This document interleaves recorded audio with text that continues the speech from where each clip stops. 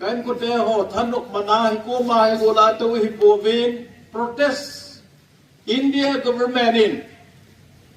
kuki zota te in demand a ball union territory with legislature under article 239 a2 tuni hinjong manipur gamtina kuki zota ten demonstrate a ball ve ti khat ani na chu jan hiya thil so chang se chu izavi modane lo mi nga ke man chu unconditional azebejin ke manahin azebian an ha ki diu hi ti message it hot doi ikoma to ko hi povin more azong tengno padajong chandel azong churachanpur chutingla jiri azong sit in protest EPJ nam hiwa isu du ko he modane lo ku ki zo volunteer mi nga ke manchu condition bejen lavin ti hi bon chang i che ni ka sei thi po bin ama wang i naw mun cha ko na hi ilung hai lo naw la idimano sei do the na dinga go zu hen nang dai ka hen nang ni sa sa jong le aki man ho po na najala hu khom hi jevin ho zo se chunga kukin pi manipur thaleng in jong ke patu kan sei ki de ipui paten au cham tu in paulal chuma thu atamin chum chuma chen na hi me ipau zo povin chum chuma chen na hi bangin ichung wa hen me le ti koi ti ahim de tamine ahim manwa chu nung chon di hom ki nung chon de lo hi idi now chu min sap the yan nang akale en e no ja hingjing pakai pathin idi now e mu pevin gal tampi masanga sipai thal izan ham masanga me thei thing noi mi izan ham masanga thigam the hingjing pathin ni hu do ba dunia igam ba yum thei ta jevin pakai pathin so velin thangwa na pechi uite kan ko te ho yum naw mun hi tu hin igamu ba yum tawi lesir khang che do la chu state capital la chen kiti chu khan to nei ai wangin state capital in falai chen ko mu chu thang se tawin pathin kai huin le pathin phatte bo na jalin gari hal lau jong ne na ne nai pui hesi pe gamun na hoi lai jong itu phawi pai sung ke wai pon thing la ga ma jong strategic point por do na lut na I za kaya mun hoi ta mun hi ilu we ichi hi athang se win pai chan mi te de den me lei ten tha chi mi he la khat cha jong hi hoi lu ding a plan ne we lamka ki ngot naw yong che heso ke jwin clinic leinoya adam mo ki sukha operation ki bolening analai wa inom ta asa wa machine zat de koi rifle ho aki dang man sa izan ham khat jong mei chang jong asang asim je jong lo hichai itunu drum tin dim set de thumo meti chutabang chu gal hong so ting hele ama ho hi civil dress a chi ba akilai do wa e ho jo se tha gam ding e gut naw chu bakai pathina no pon alai do man povin e ho jo ni lai do e thatinga man cha akwayu mang the lo wa om naw he bakai pathin fil bol thi na hi e ho chi wa nga hi lo zin thi na the din mona ko na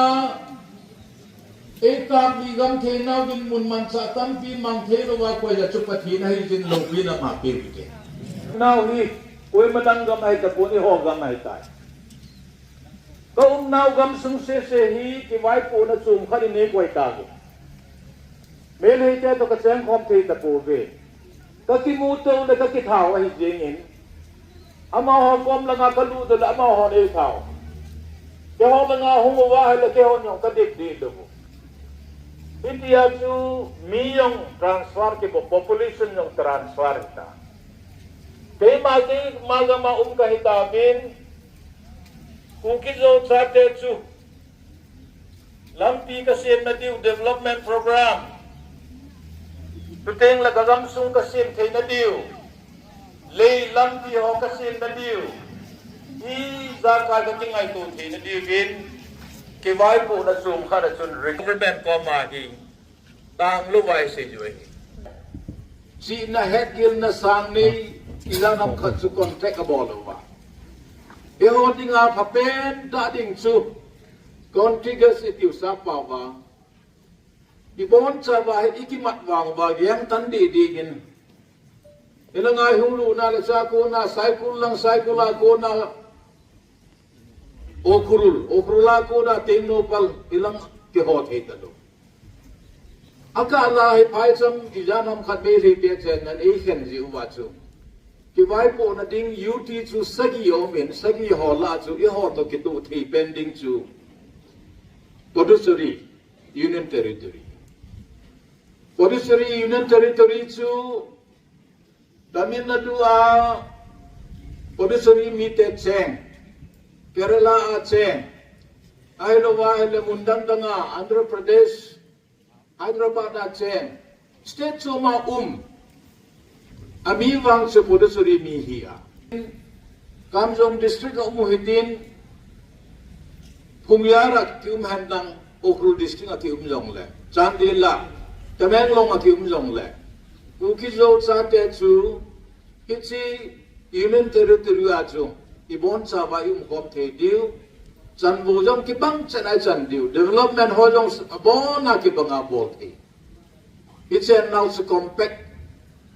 Apu na chen khom lo je wa chu hitamang ke wai hom na the ke wai pu na the Union Territory chu India government in Puducherry te pi chutabang mama chu ki jo cha te ong ni pe binta ise ju hi ai the lo demand bo lo he pun ai the ya mi yong pe sao chu ke ho yong ni pe bi ti we ke che na chu na mu lo Don gin sa demand ke bola hi pon ai lo le mu the lo ding ha ke thu ma hi pon ai the ding mong chu India dan pin ho ya ke ve a ichu nei peta vinta Union Home Minister ko ma hi government interlocutor an solo eke misra panna chu sign a bolova Union Home Ministry akit hot lude. Ayon patsom khatsu Indian Parliament election om ding jetsun election code of conduct humta. I matsa commitment ke pethelo. Athu sei phat hitalo. Election ke chai ka chu tip be ai mohi. Kon khatsun demand ho inga ho tiam tia lunggel long nei anom khathayin te. Bolyong la when this election code of conduct like that so macha government in AP lo diu ja chu in the team way government hong ki form tan government tha hung tan ni kung government ta bang hai pui tu chunga hi aje chu Indian Parliament na chu pharma sa chu 543 MP la hi BJP te 303 Zathum la thum na kai ba Ije chuna thanai be se jengun opposition to say na asan nei povin tu chung chung India pumpia mihim hoi ahung khangta BJP ta kitsep nahi Christian ho su gen thei go hilo nei lo gen thei chagate su gen thei go hilo awai hom dan mo go hi achi zama hele ho khatiding one religion One country, one nation. Chỉ hông chế ta ba hay là India hay kẻ đinh hay tai. Indian secular hi na Indian constitution primbala secular country hi kitipa hi. Asu mang te di hay tai ti hi. South, North, West, East lang ako na. Voter ho, Indian mipi ho hin. Tu chunga cha hing zep na we. Tu hin opposition hat ta na umtan. Janhin Rahul Gandhi hongin tu lai ta hung jong hi ho dinga phading ham setting ham chu ka hepur lam ka langa ki mu pina ade wen กูกินปีทัดเงินจงมีเอกสารลินสุดเองแหละITLF เต็นจง representation ขัดอสวอภิลอากิเซเป็นตาชูทิลดังไอปน political dialogue แกโน UPF ตันนั่นอยู่ฮีกังตันบอลใจลอยจุนมิปีเตกกันเทวาตาเวกะฮาสตาเวอากอมเมนอมันปุรินไลดงโปวินดอนขมินยองเอเกลโปวินอามาฮอยโลหินเมเตมิลิเซียฮอตกิทุขัดว่า8 hours. Jana til so yang chu vetangoben. Ye hodinga hausa kiti chu highest institution. Kuki zo cha te dinga. In pipu in chu asang pe hin ama in pi wai hom na no ya chu si mang pha chong khang sam ikigol. Ichi pattern ma chu kuki in pin ki zu yai. Highest officer ni hausa pu in chu. Mei chang cha khat wal MT ke sa lo do chula. Gal mi mo ngamu tam civilian khatsu house khatsu abol khil jong le kubun tin manun tin dongun tin adi po te loko ma ko ita ta me sam chu ya chu ga la tu banga civilian hobby hi ya chu bol ding right human rights violation hi ya tu na hi go jong le dai kai jong le nisla sa jong le kalumo dam poi kau sa pu in na bo na ti kap sa mo wa village volunteer minga Aga inalam kehelawan na kay mamuhi iti kakipadiw hamtihi tunia hi lumno mo naw versan ay din ko mo hin aden nute ho pate ho sangin nute ho jo participation hitamin kamun nute ho chung ana ver velin ki pathu kan se ki ne mabane kal son na wahi azobin se tawin tha ki thu mai poi mu thei ding dol ki thu mai mu jong ai mu diwi ama wang ni khat hi dai ko tu wang ki sai thi thi lai poi i di ban hi i chan pe che di wang so ki sei thi pu ni long lai da san nei ta hai ke ka pan lo la hasam ding ai ti lum put ke nga kalesu na wa hele hi gi jing pakai pathin anam se mi ho ama ho wa ama ta sana ama limbol ho acha te ho dom dai poi pun tin milim ho ho sa nga chu ku ki jo sa te pathin ki vai hop da tum la gam tum ei be diu hi ima wa umahin i pha de diu ai kai ti ge lo hitin hanom ta pa ne la de bin ka hin ti mu bin ai ani na ka sei num chu i pi ha ngali lo in tu yesu ni in nga chu nga ha na thi loi pui pa te pau sam tu ngali lo chu ko ha wat sa ma lu lu ho hi Wat sama lulu ho hi ngani lo kasano me Wat sama konin final decision ng akala thei pun ai wangin thilzo se provoke akale lama mihim lung gel hi akai mang thei kinana so thei jena hi inok no isut ding la ko ma sut mo denga ai wangin hi thi ngai To the idea of that the truth shall set you free. To the sunnazalan sadi we eti paku. Lung timin kengin ikalson na jo seva. WhatsApp itu temo jong le. Facebook ngai lu temo jong le. Hichi kisela kanam abumpun kitung khante. Kalam kai hodin. Paudal dakat hintiti higiel do pumin. WhatsApp ho. Facebook ho hemang leo hen pai. Tu hin thu hong so ting le ai chi for sa ma tu sei pa ke hol mo ke ami pilam len pa ma chen ai lo la ku sunga che ho chu ki hol la ki de la til tam ta itu kho ma ije chun kan bu te ho avel velin jong ki seitan tu na hi se pa to ho si e ga ti na wa ngai pun ai the sanin WhatsApp le Facebook ho hin Tanuk dalaw hen pai. Gamtin surwa ko nin tilal hel tuipi ki no mongin tila hung sojin. Bol hevin. Chate naw ke ho.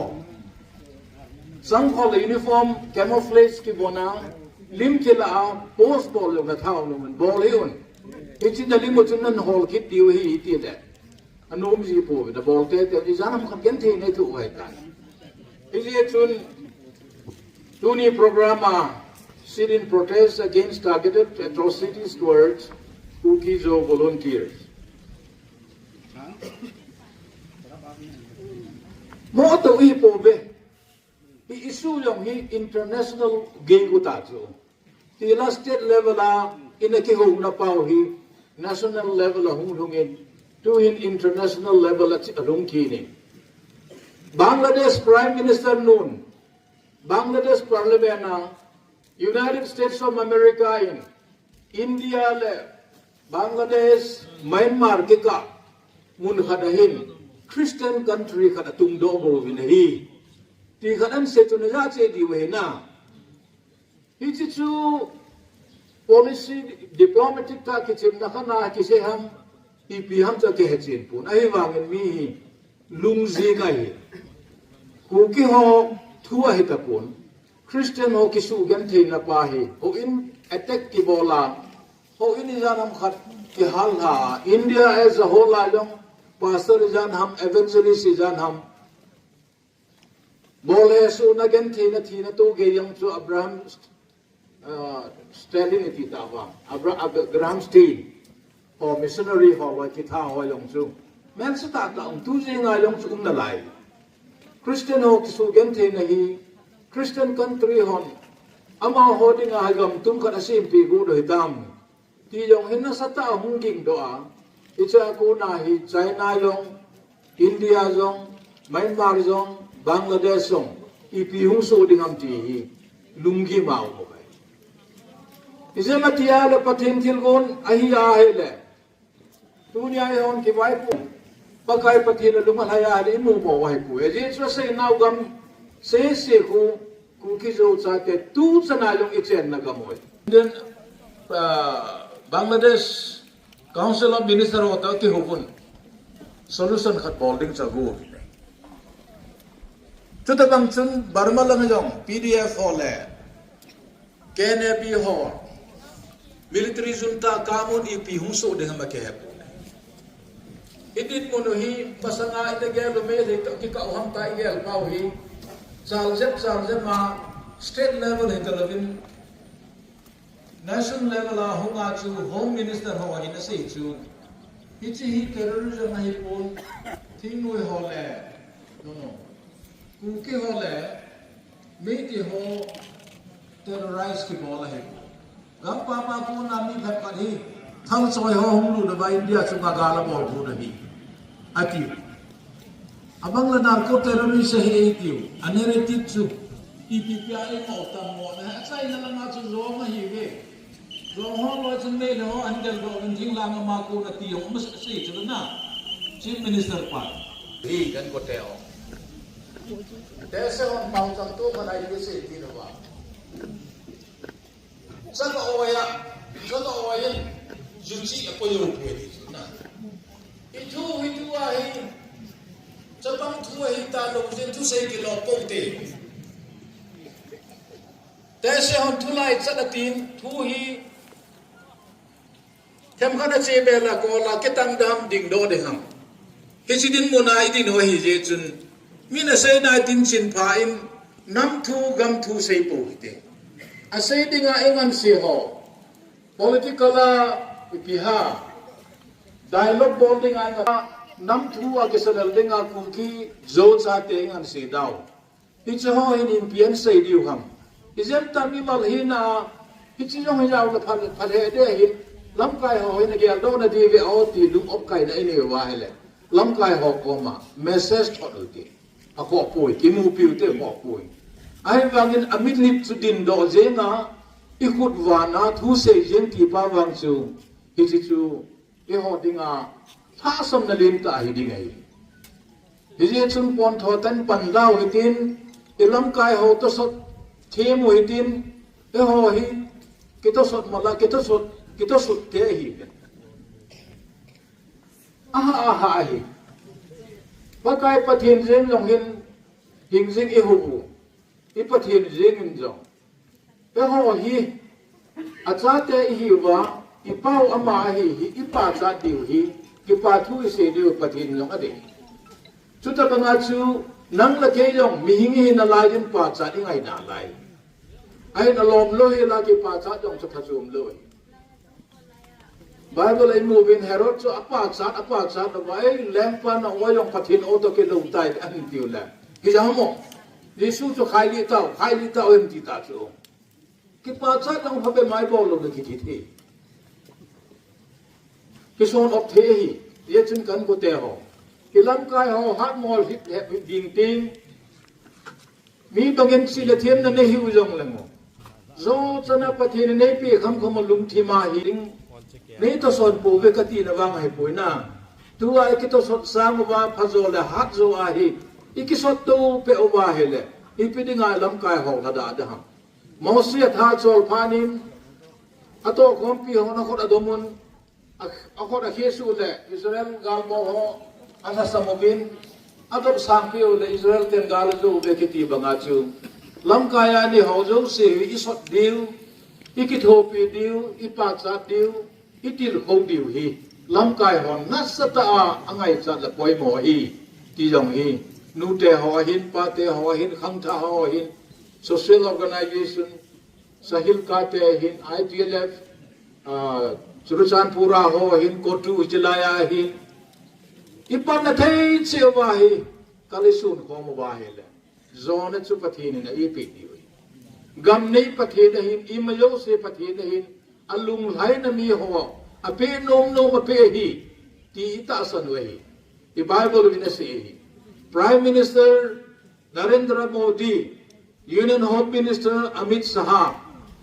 เลเซียนาดิงาแรงลูปีท่านเองลูปีสูงนุ่งให้ตาเวทีหอนี่ไม่รอที่ผู้เวไอเห็นประเทศนี้ดีว่าทิลบูนาให้แหละอภิเทดิงาลมพิจลำกายหอกลุงทิมสุงาบุทัวเห็นเสียเอเปดอเดที่อาลกว่ามาจริงดิงามีเห็นโยเซลุงทิมแคลเทฟราวลุงทิมสงบังอาตาบังตายังสุประเทศนี้อาเคลปีเอชุนประเทศตาสันปุมินลุงลูตันอินน้ำอีกน้ำกำอิทีอีปีหังกำอัมโลละน้ำอมเทกุน้ำอัมโลละกำน้ำอมเทพิเตนี่สุกิจอดโคมมีวินกำไปได้หอยกิเทนมันปีอาให้เจนเทจุมตู้จะขบน้าลงให้เลสิตจุมกำไม่กำนั้นไม่เห็นกิเข็นเทเลยอีกมูเอกกิดาลาสาทากมาเอกกิลาปีกูจูปะกายปะทินปันปีนาจารินตุสันหินอีกมูอิโลเทตาบินลุงมองเดินโปเตที่จะให้ลุงมองเดินคิดว่ามาบ้านนี้อีกแก่ลงว่าให้เลยอีฟิวเจอร์หุ่มเบกิดยังไงแกลเทน่าประเทศนี้เบรนไอพิวลุงที่ไม่ได้ไลเซวินอีดามาดิงอีกามาดิงอีเลเซนาดิงอีโซเปียดิงลุงแกลเฮตันนี่jo itinขันละขัดที่กอมโตitinที่กำสันโตitinอีกามุละอินำดิกุนตัวนี้อากิจอดคอมสังว่าฮัตโซละพะโซนประเทศนี้ผู้เจนนังกูกินปีอีกลอยคอมนาวอลิมเป็นกูกินปีประเทศนี้ฮัตเทโบจิงตาเห็นก็ที่ไป